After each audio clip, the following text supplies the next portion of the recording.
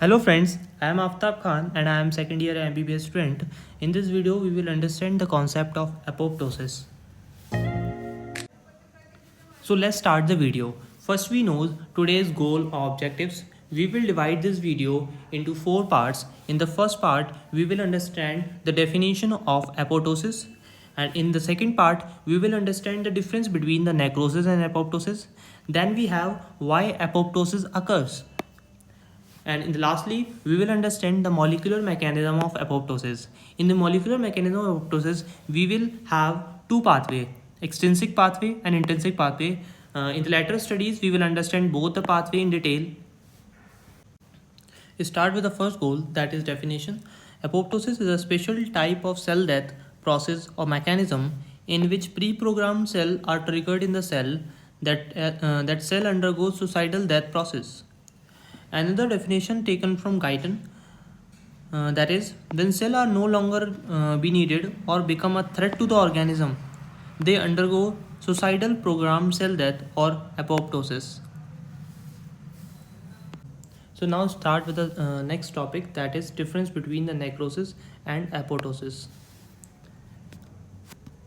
Cell death के दो तरीके हो सकते हैं, ये दो मेथड्स बोल सकते हैं हम. एक है necrosis and another is apoptosis.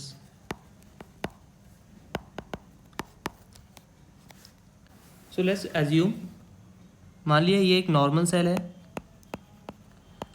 Normal cell में कोई भी एक्सटर्नल फैक्टर आ सकता है. एक्सटर्नल फैक्टर आपका रेडिएशंस भी हो सकती हैं, कोई टॉक्सिन भी हो सकता है, कोई वायरल इन्फेक्शन भी हो सकता है and etcetera, like anti cancerous drugs हो सकते हैं, कोई भी एंडोप्लाज्मिक रेटिकुलम स्ट्रेस हो सकता है. वो नॉर्मल सेल को किस में कन्वर्ट कर देगा? नेक्रोटिक सेल में. नेक्रोटिक सेल यानी कि क्या होगा? इसकी सेल की डेथ हो गई, cell death. On the other hand in apoptosis, ये जो नॉर्मल सेल है, मान लीजिए नॉर्मल सेल है, अगर नॉर्मल सेल एक्सपोज होता है किसी भी एक्सटर्नल और इंटरनल फैक्टर दोनों से, इस नॉर्मल सेल की क्या होती है? Cell death. तो वो किसके अंदर आएगा? एपोटोसिस के अंदर आएगा. अगर इंटरनल फैक्टर है यानी कि बॉडी को वो जो सेल है नो लॉन्गर बी नीडेड, जैसा हमने डेफिनेशन पढ़ी थी, तो ये किस में अंदर आ जाएगा? फिजियोलॉजिकल. और अगर एक्सटर्नल फैक्टर, अगर रेडिएशंस है, टॉक्सिन्स है, वायरल इन्फेक्शन है, तो वो किसके अंदर आ जाएगा? पैथोलॉजिकल के अंदर आ जाएगा, क्योंकि कोई पैथोलॉजी है ये तो. और नॉर्मल सेल को किस में कन्वर्ट कर देगा? वो सेल डेथ हो जाएगी और ये किसकी क्या फॉर्म हो जाएंगी? एपोटोटिक. एपोटोसिक बॉडीज जिसको बोलते हैं. क्या हो गया? सेल का डेथ हो गई. ये फर्स्ट डिफरेंस हो गया, ठीक है. सेकंड डिफरेंस ये होगा कि जो नेक्रोसिस है वो हमेशा कैसा होगा? पैथोलॉजिकल होगा, ऑलवेज पैथोलॉजिकल. वाइल जो एपोटोसिस है वो फिजियोलॉजिकल भी हो सकता है और पैथोलॉजिकल हो सकता है. अगर इंटरनल फैक्टर्स जो हैं वो उस नॉर्मल सेल को सेल डेथ में कन्वर्ट कर रहे हैं, यानी प्रोग्राम्ड सेल डेथ हो रही है, तो वो क्या हो जाएगा? फिजियोलॉजिकल. और अगर एक्सटर्नल फैक्टर जैसे कि radiations, toxin, viral infection, endoplasmic reticulum stress या कुछ भी उस सेल का डेथ कर रहे हैं, तो वो एथोलॉजिकल के अंदर आ जाएगा. तो apoptosis is may be physiological और पैथोलॉजिकल, और मे बी पैथोलॉजिकल, और may be pathological. Third difference क्या होगा? जो नेक्रोसिस है वो हमेशा क्या होगा? Passively undergo morphological changes. यानी कि नेक्रोसिस के अंदर हमेशा कैसी होगी? मॉर्फोलॉजिकल चेंजेस जो होंगे वो हमेशा पैसिवली होंगे, यानी कि कोई भी एनर्जी, बॉडी के अंदर कोई भी एनर्जी की रिक्वायरमेंट नहीं होगी. यानी कि क्या डिफरेंस हम क्या लिखेंगे इसके अंदर? कि पैसिवली अंडरगो मॉर्फोलॉजिकल चेंजेस, ठीक है. और in apoptosis there is cellular and molecular machinery actively participation occurs. तो एपोप्टोसिस में क्या होगा, सेल डेथ है, वहाँ पर सेलुलर और मॉलिक्यूलर मशीनरी जो है वो एक्टिवली पार्टिसिपेट करेगी, यानी कि बॉडी के अंदर फिजियोलॉजिकल है तो बॉडी जो है वो खुद क्या कर रही है, सेल की डेथ कर रही है। तो बॉडी अगर खुद कर रही है तो वहाँ पर बॉडी एनर्जी की रिक्वायरमेंट होगी, तो जहाँ पर क्या होगी, एपोप्टोसिस क्या होगा, एक एक्टिव प्रोसेस हो जाएगी। Then another difference is that in necrosis there is a large group of cell that occurs. That means in necrosis there is tissue damage or tissue that occurs, while in apoptosis there is a single cell death occur. यानी कि apoptosis जो है वो किसी एक cell की भी हो सकती है, single, or we simply say that cell that occurs.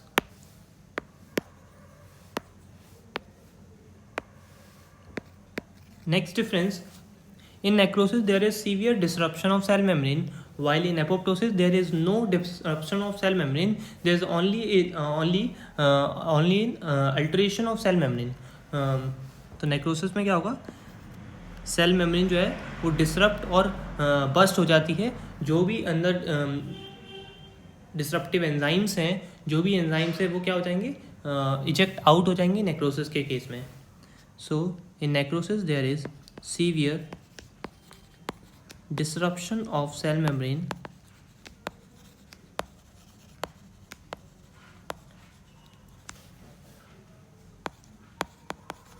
while in apoptosis there is only alteration in the cell membrane.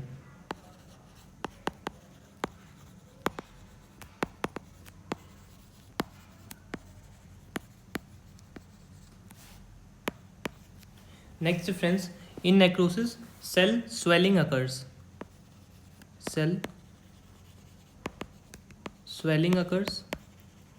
While in apoptosis there will be shrinkage of cell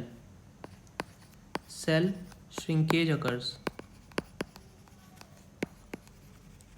यानी कि जो सेल डेथ होगा, जो cell death होती है वहाँ पर cell की श्रिंकेज की वजह से डेथ होगी, और सेल श्रिंकेज के बाद क्या फॉर्मेशन हो जाएंगे, फ्रेगमेंटेशन होगा, एपोप्टोटिक बॉडीज़ का फॉर्मेशन हो जाएगा, और जो भी साइटोप्लाज्मिक ग्रेन्यूल्स हैं, जो भी मेम्ब्रेन ऑर्गेनल्स हैं, वो किस में रिटेन रह जाते हैं, एपोप्टोटिक बॉडीज़ के अंदर रिटेन रह जाते हैं. जबकि नेक्रोसिस के अंदर जो भी अंदर का कंटेंट है, सेल के कंटेंट है, वो क्या हो जाएगा, इजेक्ट आउट, बाहर क्या हो जाएगा, इजेक्ट हो जाएगा,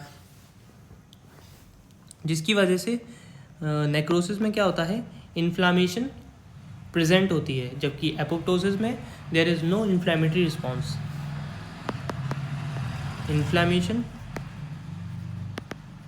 इन्फ्लामेशन किस वजह से हो रही है, inflammation due to release of destructive enzymes, inflammation due to release of destructive enzymes,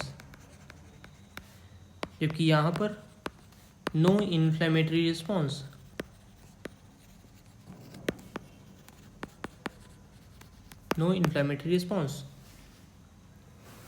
So this is all about the difference between the necrosis and apoptosis.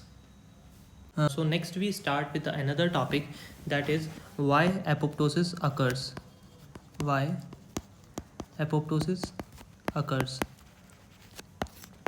देखो हमने पहले ही पढ़ लिया है, एपोप्टोसिस जो है वो फिजियोलॉजिकल भी हो सकती है और पैथोलॉजिकल भी हो सकती है. सो जो फिजियोलॉजिकल कॉजेज ऑफ एपोप्टोसिस हैं वो क्या हो सकते हैं, तो एपोप्टोसिस किस किस वजह से हो सकती है, इसके एक फिजियोलॉजिकल कॉजेज भी हो सकते हैं, फिजियोलॉजिकल कॉजेज, और एपोप्टोसिस में भी पैथोलॉजिकल, तो पैथोलॉजिकल कॉजेज भी हो सकते हैं, pathological causes. First we studied the physiological causes, जिसमें पहला आता है ड्यूरिंग एम्ब्रियोजेनेसिस. जब एम्ब्रियो का फॉर्मेशन होता है, कई सारे स्ट्रक्चर्स जो हैं वो डेवलप्ड होते हैं, जो एडल्ट में जाके वो क्या हो जाते हैं, डिसअपियर हो जाते हैं ड्यूरिंग एम्ब्रियोजेनेसिस. तो वो जो स्ट्रक्चर प्रेजेंट थे पहले, बाद में डिसअपियर हुए, तो डिसअपियर किस प्रोसेस के थ्रू होते हैं, वो एपोप्टोसिस के थ्रू ही डिसअपियर होते हैं. तो this is during embryogenesis. For example नोटोकॉट जो है वो एम्ब्रियो के टाइम पर, एम्ब्रियो जो फॉर्म होता है उस टाइम पर फॉर्म होती है, लेकिन बाद में एडल्ट्स में जो नोटोकॉट प्रेजेंट नहीं होती, वो नोटोकॉट किस में कन्वर्ट हो जाती है, वर्टिब्रल कॉलम में। कई सारे एपोप्टो सेल्स का डेथ होती है जिसकी वजह से वो नोटोकॉट जो है वो डिसरप्ट हो जाती है, या हम बोल सकते हैं कि नोटोकॉट जो है वो डिसअपियर हो जाती है। सेकंड फिजियोलॉजिकल कॉज क्या हो सकता है, hormone dependent cell.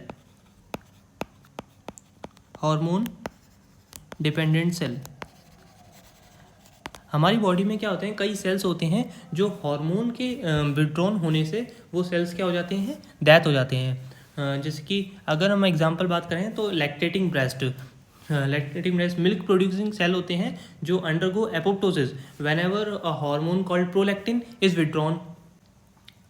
Next example, during menstruation withdrawal of progesterone leads to endometrial apoptosis, prostatic atrophy after castration. So hormone dependent cell undergo apoptosis when hormone withdrawn, undergo apoptosis when hormone withdrawn from it।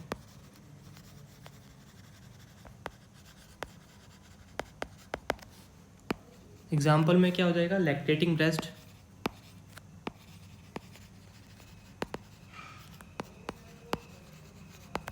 कौन सा hormone withdrawn कर रहे हैं हम इसमें, prolactin.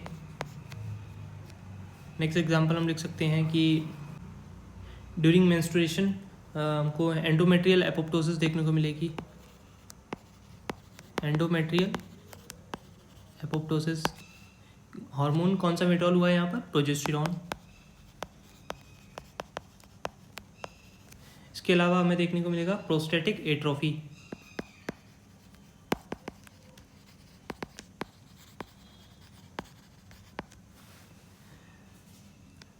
Then next reason is autoreactive T cells deleted in thymus. Autoreactive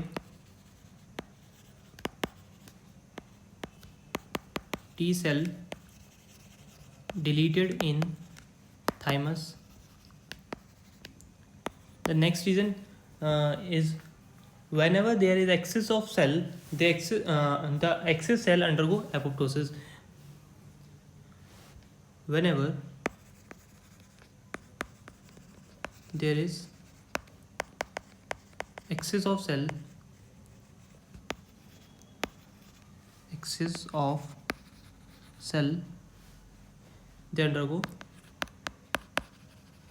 they undergo apoptosis. These all are the physiological causes. Then we have pathological causes. Pathological causes में कोई भी जेनेटिक फैक्टर हो सकता है। जेनेटिक फैक्टर जो cell के nuclear material को क्या कर दे, सीवियरली इंजर्ड कर दे, जिसमें हमके एक्सटर्नल फैक्टर्स रेडिएशन, जो एक्सटर्नल फैक्टर रेडिएशंस और एंटी कैंसर ड्रग्स क्या होते हैं, जो न्यूक्लियर मटेरियल्स को क्या कर देते हैं, सीवियरली इंजर्ड कर देते हैं। तो यहाँ पर क्या आ जाएंगे आपके रेडिएशंस और एंटी कैंसरस ड्रग्स आ जाएंगे। रेडिएशंस, एंटी कैंसरस, कोई भी एंटी कैंसरस ड्रग्स आ जाएंगी या फिर एंटी कैंसरस एजेंट्स बोल सकते हैं हम। नेक्स्ट जो पैथोलॉजिकल कॉज है वो है सीवियर थर्मल इंजरी या फिर सीवियर हाइपोक्सिया, जो है वो क्या कराता है, एपोप्टोसिस करा सकता है। सीवियर थर्मल इंजरी या फिर सीवियर हाइपोक्सिया। उसके अलावा वायरल प्रोडक्ट्स जो हैं वो भी क्या कराते हैं, एपोप्टोसिस कराते हैं। वायरल प्रोडक्ट्स हो गए।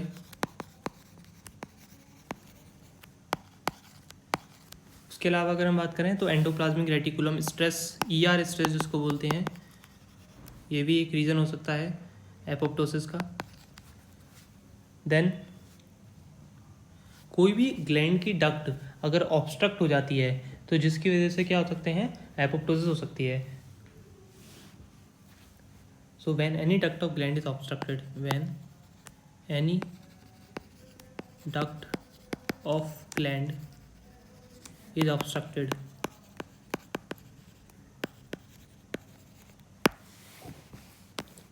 मान लो कोई ग्लैंड है ये, यहाँ देखें अगर इस ग्लैंड की ये डक्ट जो है वो ऑब्स्ट्रक्ट हो गई तो जो ब्लड है वो आगे नहीं जा पाएगा, जिसकी वजह से इस जो टिश्यू को क्या हो जाएगा, सीवियर हाइपोक्सिया हो जाएगा। जो भी ऑक्सीजन वगैरह है आगे नहीं पहुंच पा रही है, तो हाइपोक्सिया की वजह से हमने पहले भी पढ़ा है, हाइपोक्सिया की वजह से क्या हो सकता है, एपोप्टोसिस हो सकती है। तो when any duct of gland is obstructed there is apoptosis. So this is all about the causes of apoptosis. Now we start the last topic of our discussion, that is molecular mechanism of apoptosis.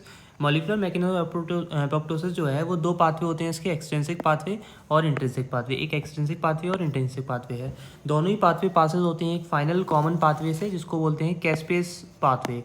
कैस्पेस step होती है जो आगे हम पढ़ेंगे, है ना।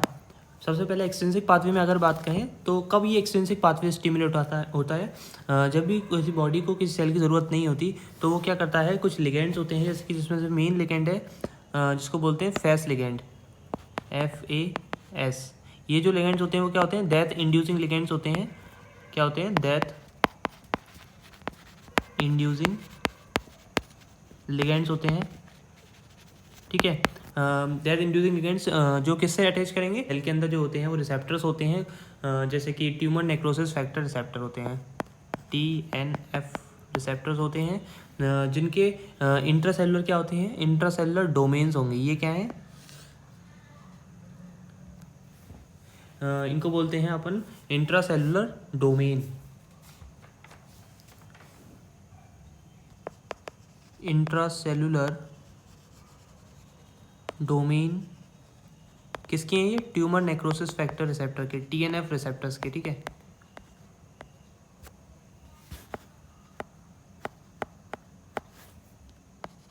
TNF receptors के, ठीक है। और ये जो TNF रिसेप्टर्स ये किसको एक्टिवेट कर देते हैं, इसको बोलते हैं एडेप्टर प्रोटीन। ये जो ब्लू वाला है इसको बोलेंगे एडेप्टर प्रोटीन।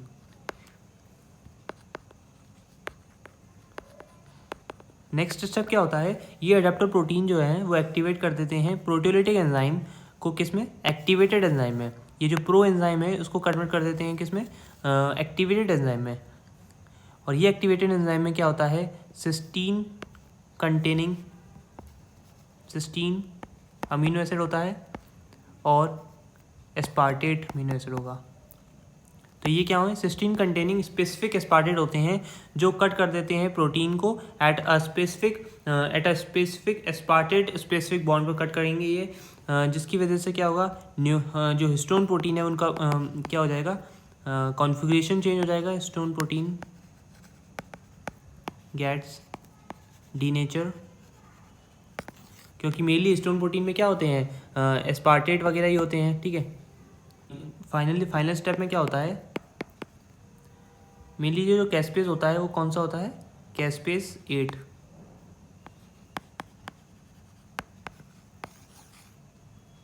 ठीक है। और फाइनली क्या होगा, डीअरेंजमेंट होगा किसका, मेम्ब्रेन ऑफ फॉस्फोलिपिड जो है उसका डिसअरेंजमेंट हो जाएगा, डिसअरेंज फॉस्फोलिपिड जो होगी, डिसअरेंज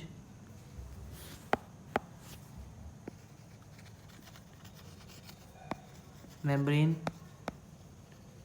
ऑफ फॉस्फोलिपिड जो है वो क्या करेगी, एक्टिवेट कर देगी मैक्रोफेजेस को, एक्टिवेटेड मैक्रोफेजेस, जो फाइनली क्या करेंगे, फेगोसाइटोसिस ऑफ सेल। तो इसके थ्रू क्या हो जाएगा, एक्सट्रिंसिक पाथवे आपका। नेक्स्ट जो पाथवे है वो है इंट्रिंसिक पाथवे। इंट्रिंसिक पाथवे को हम माइटोकॉन्ड्रियल पाथवे भी कहते हैं, माइटोकॉन्ड्रियल पाथवे। इंट्रिंसिक पाथवे जो होता है वो सेल सरफेस रिसेप्टर के थ्रू नहीं होता, जबकि ये जो है इंट्रिंसिक पाथवे इनिशिएट करता है कई सारे intracellular events leading to cell death. यानी कि intrinsic pathway does not act through cell surface receptor. जबकि अभी हमने एक्सट्रिंसिक पाथवे जो पढ़ा था वो क्या था, receptor ligand interaction, receptor ligand interaction था। ये लिगैंड और ये फेस लिगैंड हो गया, ये ट्यूमर नेक्रोसिस फैक्टर। तो इस एक्सट्रिंसिक पाथवे को क्या बोलते हैं, receptor ligand interaction, receptor ligand interaction. Intrinsic pathway जो है वो माइटोकॉन्ड्रियल पाथवे बोला जाता है इसको। Do not act through cell surface receptor, do not act through cell surface receptors, ठीक है। और ये जो है इंट्रिंसिक पाथवे के स्टिमुलाई क्या क्या हो सकते हैं, स्टिमुलाई में रेडिएशंस हो सकते हैं, कोई भी हार्मफुल रेडिएशंस जिसमें यूवी जो है वो मेन हो जाती है। और इसके अलावा टॉक्सिन्स हो सकते हैं, हाइपॉक्सिया हो सकता है, हाइपरथर्मिया हो सकता है, फ्री रेडिकल्स, वायरसेस, ये जो है वो इसके स्टिमुली हो सकते हैं, ठीक है। तो इंट्रिंसिक पाथवे का जो रिजल्ट है वो क्या होगा, माइटोकॉन्ड्रियल मेम्ब्रेन डिसरप्ट हो जाएगी, जिसकी वजह से जितने भी प्रो एपोप्टोटिक फैक्टर्स हैं वो क्या हो जाएंगे, रिलीज हो जाएंगे साइटोप्लाज्म में। तो मेनली यहाँ पर क्या होगा, माइटोकॉन्ड्रियल पाथवे है तो माइटोकॉन्ड्रिया स्टिमुलेट होगा, माइटोकॉन्ड्रिया स्टिमुलेट होने की वजह से क्या होगा, disruption of mitochondrial membrane, disruption of mitochondrial membrane,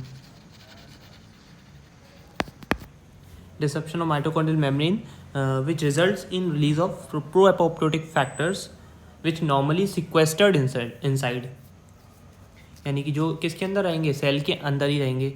जो भी प्रो एपोप्टोटिक फैक्टर्स माइटोकॉन्ड्रिया से निकले हैं वो रहेंगे सेल के अंदर ही, ठीक है। तो ये आपका इंट्रिंसिक पाथवे हो गया। और लास्ट में जो कॉमन स्टेप है वो क्या है, कैस्पेज के थ्रू होगा, वो सेम है दोनों में। तो ये आपका बात हो गई एपोप्टोसिस की। Thank you.